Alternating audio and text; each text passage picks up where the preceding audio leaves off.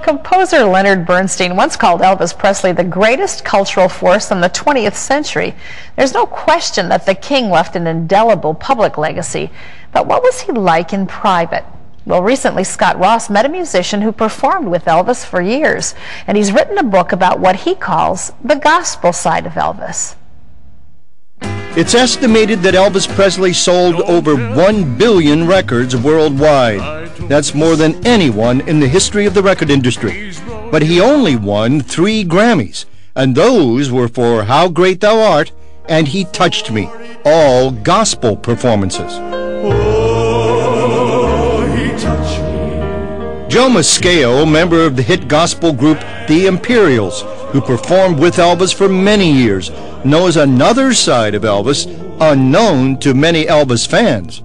My wife Ned and I were listening to his gospel albums, the CDs now, and when you hear that man sing that music, you said he wasn't just singing songs.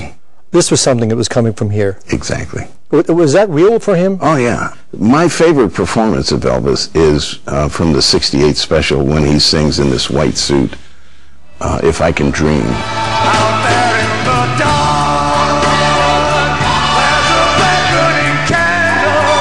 Oh, yeah. But he sings If I Can Dream of a Better Land. It's so convincing, and it's so honest. And that's the real Elvis. The early part of the book, you say, people have talked enough about the negative sides. You said, I want to emphasize another side, and it's what the title says, the gospel side of Elvis. And story after story after story, he'd come off stage, I mean, he would work and work and work. Yeah. And then he would literally call you guys together, either backstage or in the hotel room, to have gospel sessions that went for hours, sometimes all night long. Yeah. Yeah, I mean, it was, that's what he wanted to do. It was like there were 2 parts. It was Elvis the superstar, and he went out on stage with his jumpsuits, and he was Elvis. And then when he came off stage, he was Elvis Presley from Tupelo, Mississippi, that was brought up in the church, and he wanted to sing gospel music. Then sings my soul. The Imperials toured with Elvis from 1969 till 1972 and recorded 2 gospel albums with him, including Elvis's final Grammy Award-winning album, He Touched Me. And now I know He touched me. In 1998, the Imperials were inducted into the Gospel Music Association's Gospel Music Hall of Fame. Today, they still perform worldwide and have Elvis to thank for it.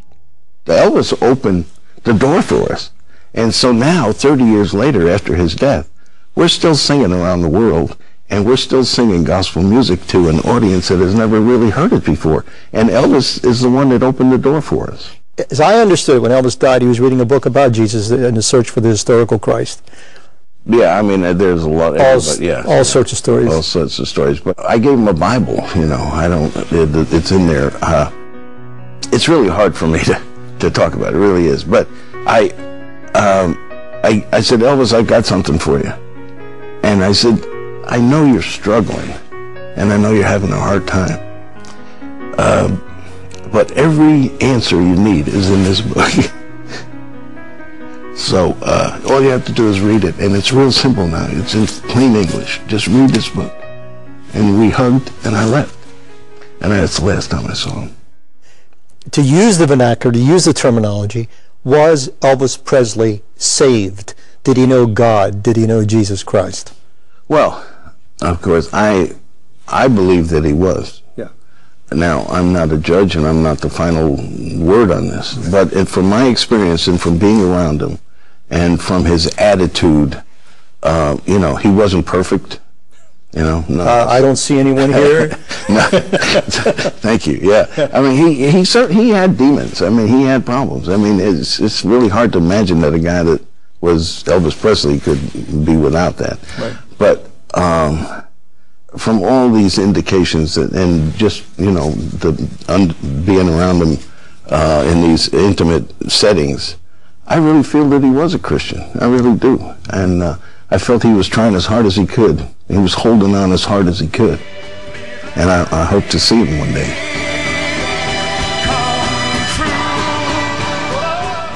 Most of us know a considerable amount about the public Elvis, but if you'd like to know the gospel side of Elvis, that's the title of the book that Joe Macheo wrote, and it's available in bookstores around the country. Fascinating.